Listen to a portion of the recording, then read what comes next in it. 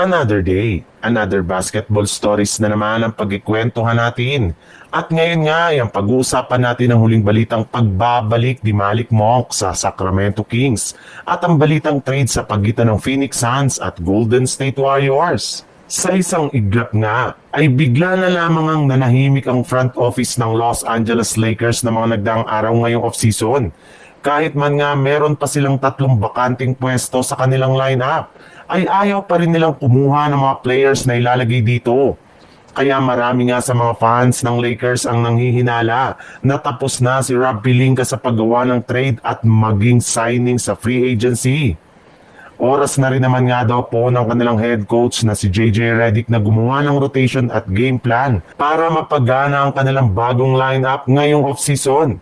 At kasabay nga ng pagkakabuo ng roster ng Lakers ay sari-saring mga starting lineup na nga ang nagsisilabasan ngayon sa internet na balak nga daw nilang gamitin next season.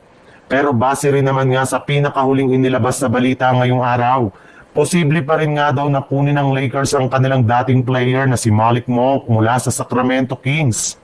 Sa ibang balita naman, hirap nga ang Golden State Warriors na makipag-usap at makipag-negotiate sa kampo ni Jonathan Kuminga patungkol sa bagong kontrata nito since gusto na nga talaga ng kanilang batang player na umalis sa team sa lalong madaling panahon at ma-trade na ngayong off-season.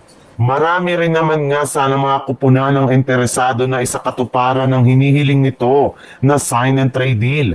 At isa nga dyan ang Phoenix Suns na nag-offer na agad ng trade package sa Warriors na kinabibilangan ni Nick Richard, Royce O'Neal at 4 na second round picks. Ngunit bagamat man nga napakaganda ang naging offer sa kanila ng Golden State Warriors ay agad pa rin naman nga nila itong tinanggihan.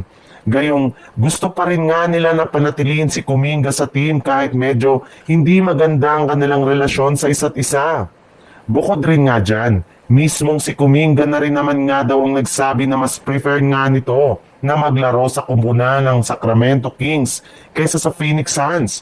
Kaya yan na nga ang mga rason bakit hindi pa rin natutuloy ang trade ng Golden State Warriors at Phoenix Suns. Kahit man ilang linggo nang silang nakikipagnegosasyon sa isa't isa.